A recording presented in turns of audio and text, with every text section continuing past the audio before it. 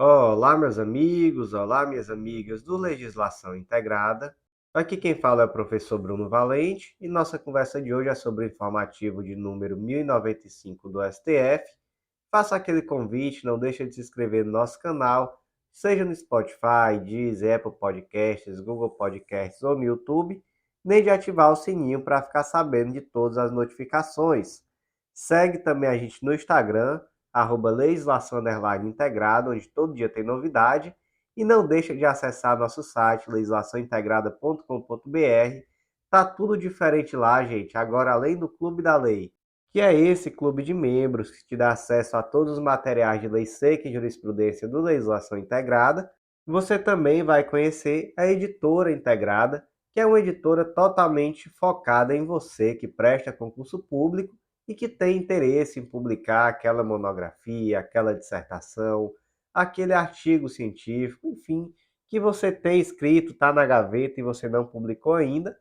E também você vai conhecer o mapa do aprovado, que é o curso que vai dar o mapa da tua aprovação, te ensinando estratégias muito assertivas de estudo para concurso público. É um curso que tem o objetivo de te dar uma verdadeira autonomia, te ensinar a se conhecer e a traçar as melhores estratégias na hora de formular um plano de estudo adequado à tua realidade. Então, tudo o que você precisa para a tua aprovação, Clube da Lei e Mapa do Aprovado. Acesse nosso site e vem conhecer para fazer parte. Sem mais delongas, vamos para o primeiro julgado do dia. E o primeiro julgado de hoje foi inserido na Constituição Federal, é uma tese fixada na ADI 5430 do DF, e a tese ficou da seguinte forma: não se submete à reserva de iniciativa a Lei Complementar Nacional que, regulamentando a Emenda Constitucional 88 de 2015, fixa em 75 anos de idade a aposentadoria compulsória de todos os agentes públicos titulares de cargos efetivos ou vitalícios. Então vamos lá. O artigo 40, parágrafo 1º, inciso 2 da Constituição Federal teve uma nova redação, dada exatamente pela Emenda Constitucional de número 88 de 2015, e por essa nova redação, a aposentadoria compulsória, que até então se dava aos 70 anos, poderia agora ocorrer aos 75 anos de idade, na forma de lei complementar. E aí também se adicionou o artigo 100 da DCT, que esse artigo 100 já de imediato passou a aplicar essa regra dos 75 anos de idade aos ministros do STF e do STJ. Então esses já passariam a se aposentar compulsoriamente somente aos 75 anos de idade.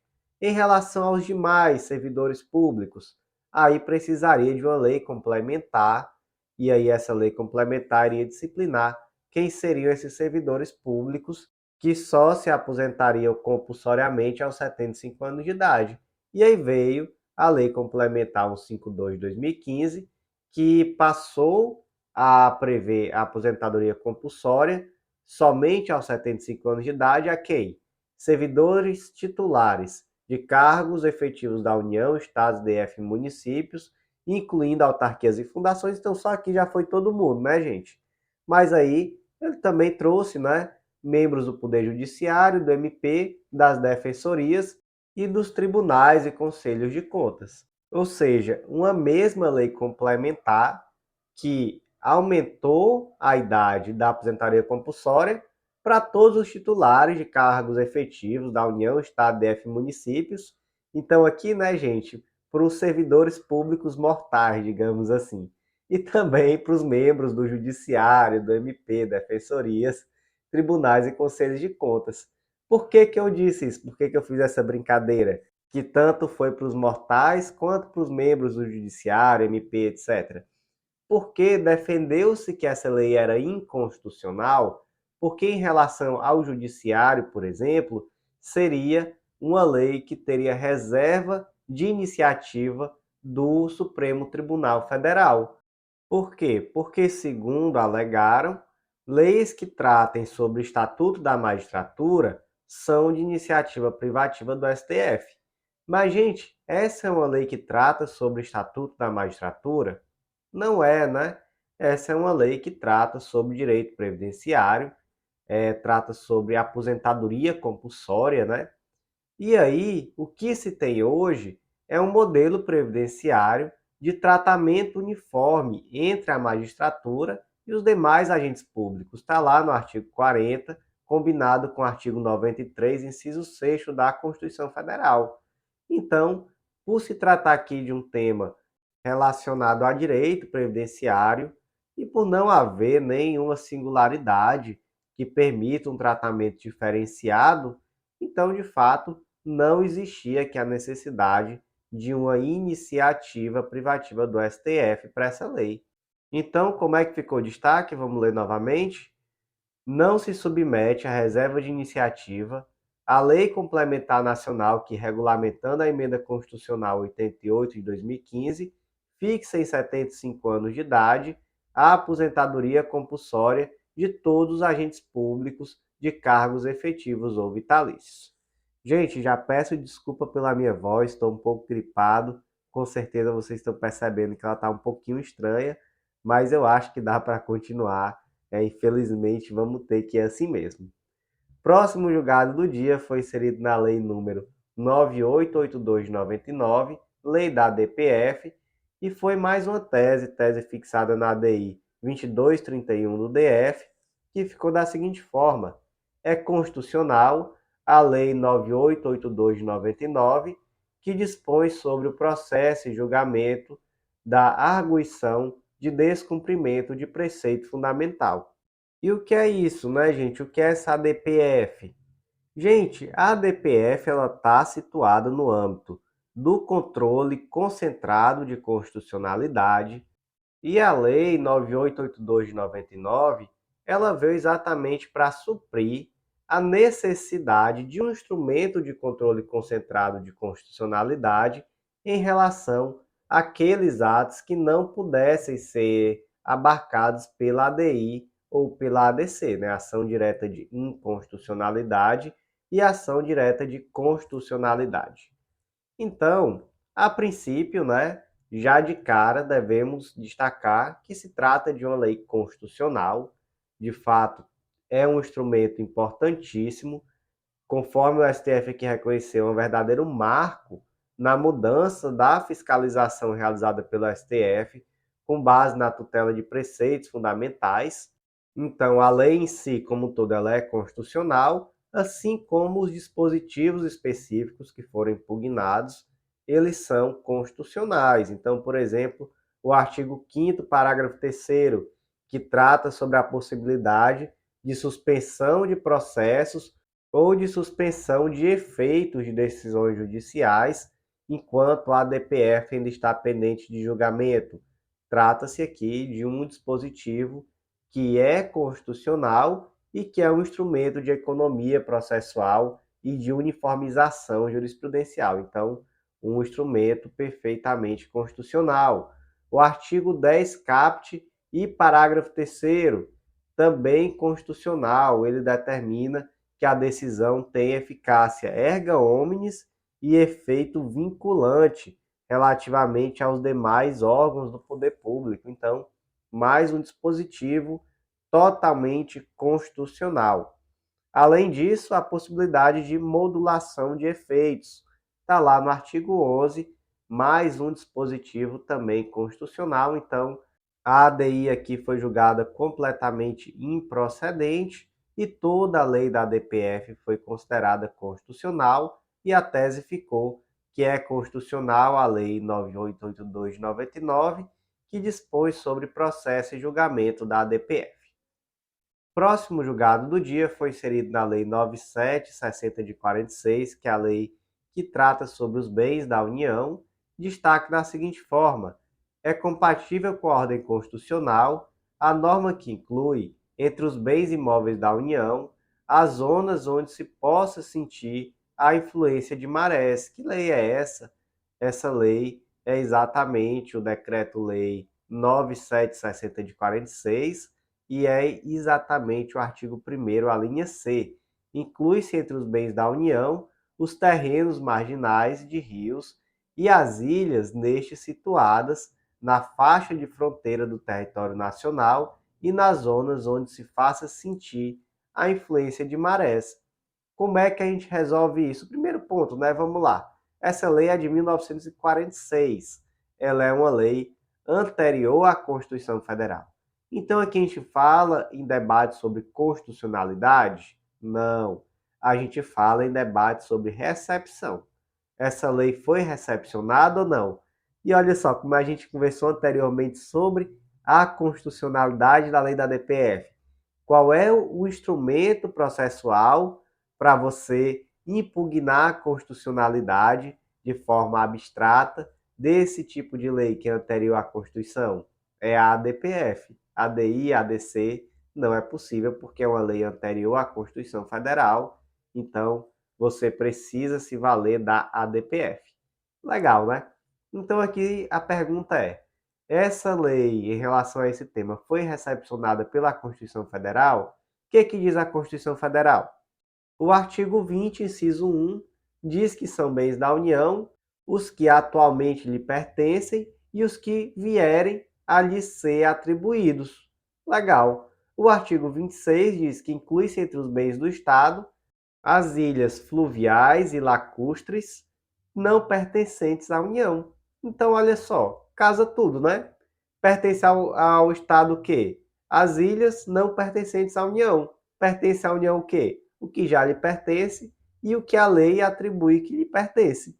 Então, teria algum problema a lei incluir entre os bens da União os terrenos marginais de rios e as ilhas nestes situadas na faixa da fronteira do território nacional e nas zonas onde se faça sentir a influência de marés?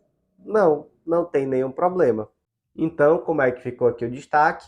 É compatível com a atual ordem constitucional a norma que inclui, entre os bens imóveis da União, as zonas onde se faça sentir a influência de marés.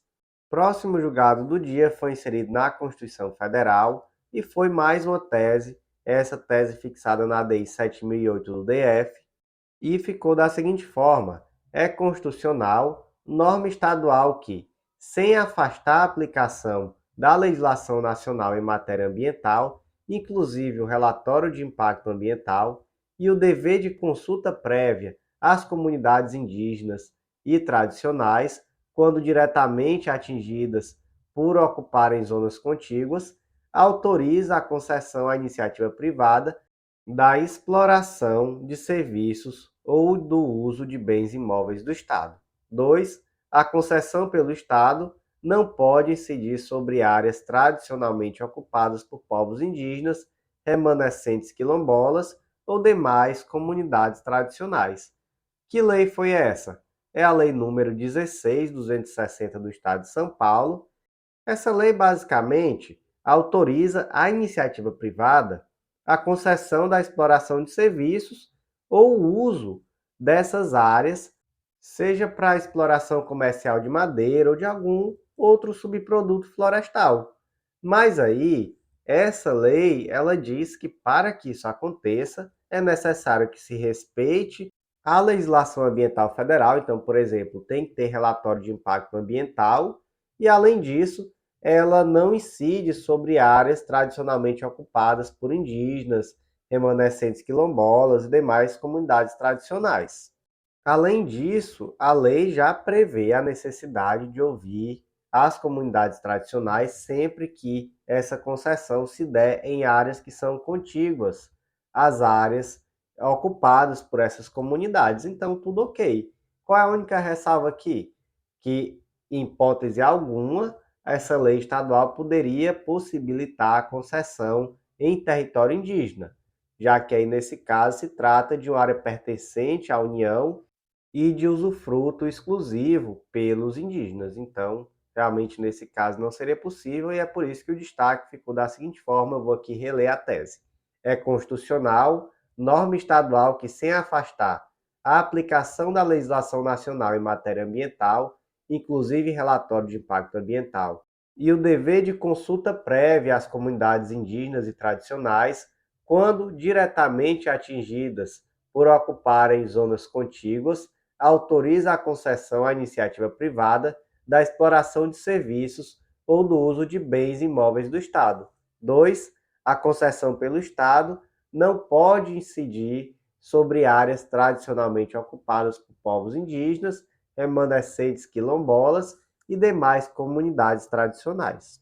Próximo destaque do dia, inserido na Constituição Federal, destaque da seguinte forma: o prazo previsto para a convocação de suplente, no caso de licença de parlamentar, para tratar de interesse particular, é de observância obrigatória pelos Estados-membros e deve ser adotado pelas respectivas Assembleias Legislativas. Certo, onde é que está esse prazo na Constituição Federal? Está lá no artigo 56, parágrafo 1º da Constituição. Não perderá o mandato o deputado ou senador, e aí, inciso 2, licenciado pela respectiva casa por motivo de doença ou para tratar sem remuneração de interesse particular, desde que nesse caso o afastamento não ultrapasse 120 dias por sessão legislativa. Parágrafo 1º, o suplente será convocado nos casos de vaga de investidura em funções previstas neste artigo ou de licença superior a 120 dias. Então, em resumo, o deputado federal ou senador precisou se afastar por mais de 120 dias para tratar de algum motivo, de algum interesse particular, enfim, vai ser convocado um suplente para ficar no seu lugar. Beleza, qual o problema? A Constituição do Acre, ela trouxe uma previsão um pouco diferente em relação aos deputados estaduais.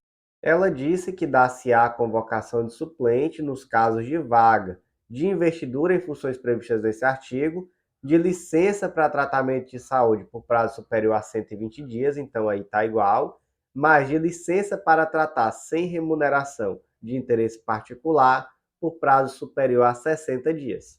Então, nesse caso do afastamento para tratar de interesse particular, a Constituição do Acre trouxe um prazo inferior, né? Basta que o deputado se afastar por 60 dias.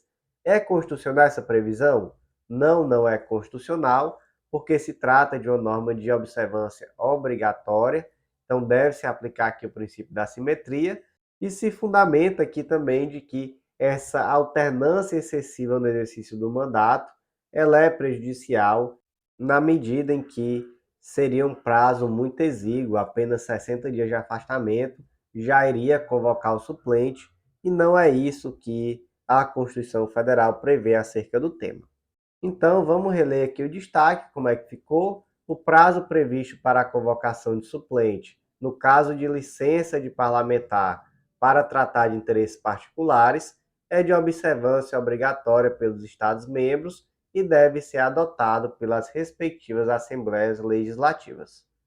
Próximo julgado do dia, inserido na Constituição Federal, destaque da seguinte forma: é inconstitucional por violar a competência privativa da União para legislar sobre energia e exclusiva para fiscalizar os serviços de energia e editar normas gerais sobre sua transmissão, norma municipal que, sob fundamento do exercício de poder de polícia, institui taxa em razão da fiscalização da ocupação e da permanência dos postes instalados em sua via pública.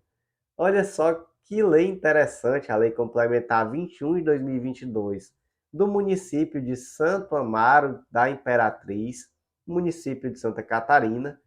Essa lei trouxe uma taxa a ser cobrada em razão da fiscalização da ocupação e da permanência dos postes instalados em vias públicas.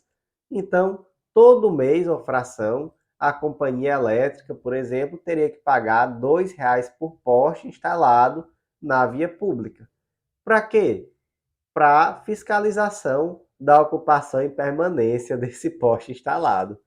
Estranho, né? Mas, enfim, foi uma forma que o município achou de arrecadar dinheiro. Essa lei é constitucional? Não, essa lei não é constitucional, até porque a competência para legislar sobre energia ela é privativa da União. E também, gente, a competência para fiscalizar o serviço de energia e editar normas gerais sobre transmissão também é da União. Está lá no 21, inciso 12, a linha B. Né? A questão da competência privativa para legislar sobre energia está no 22, inciso 4º. Então, existe aqui uma impossibilidade dos municípios instituírem taxas de fiscalização dos postes de energia elétrica. E, gente, a ilegalidade e inconstitucionalidade dessa lei fica ainda mais clara, porque a Lei número 94.2796 trouxe uma regulação nos seguintes termos, olha só.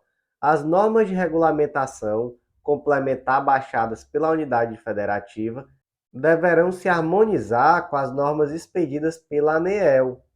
E o parágrafo 2º, aqui do artigo 21, diz que é vedado à unidade federativa conveniada exigir de concessionária permissionária sobre sua ação complementar de regulamentação, controle e fiscalização, obrigação não exigida ou que resulte em encargo distinto do exigido de empresas congêneres, sem que haja uma prévia autorização da ANEEL, Agência Nacional de Energia Elétrica.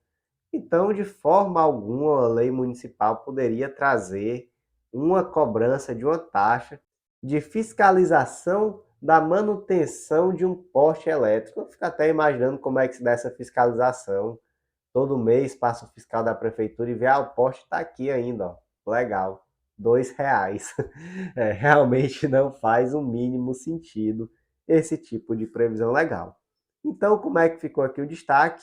É inconstitucional por violar a competência da União privativa para legislar sobre energia e exclusiva para fiscalizar os serviços de energia e editar suas normas gerais sobre transmissão, norma municipal que, sob fundamento do exercício do poder de polícia, institui taxa em razão da fiscalização da ocupação e da permanência dos postes instalados em suas vias públicas.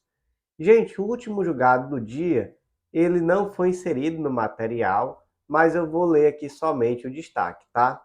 É constitucional a Portaria 314 de 2022, editada pelo Ministro de Estado da Educação, que dispõe sobre a habilitação e autorização para a oferta de cursos técnicos por instituições privadas de ensino superior. Gente, por hoje foi isso. Eu agradeço a vocês que ouviram até o final. Não deixe de se inscrever no nosso canal, seja no Spotify, Deezer, Apple Podcasts, Google Podcasts ou no YouTube. Não deixe de compartilhar com aquele amigo que tem interesse nesse tipo de conteúdo, porque ajuda muito o canal a crescer e é um incentivo para a gente continuar desenvolvendo esse trabalho. E não deixa também, mais importante ainda, de acessar legislaçãointegrada.com.br, conhecer a Editora Integrada, o Clube da Lei, nosso clube de membros que dá acesso a todos os materiais de lei seca e jurisprudência do Legislação Integrada e a mais de 100 planos de leitura, e também o mapa do aprovado, esse curso que te ajuda a ter autonomia no momento de traçar as melhores estratégias para o teu estudo. Então, com o mapa do aprovado, você com certeza vai aprender a fazer um plano de estudo totalmente focado na sua realidade e a readequá-lo sempre que necessário. Então, vem fazer parte do mapa do aprovado, vem fazer parte do Clube da Lei e eu te aguardo no nosso próximo podcast. Até lá!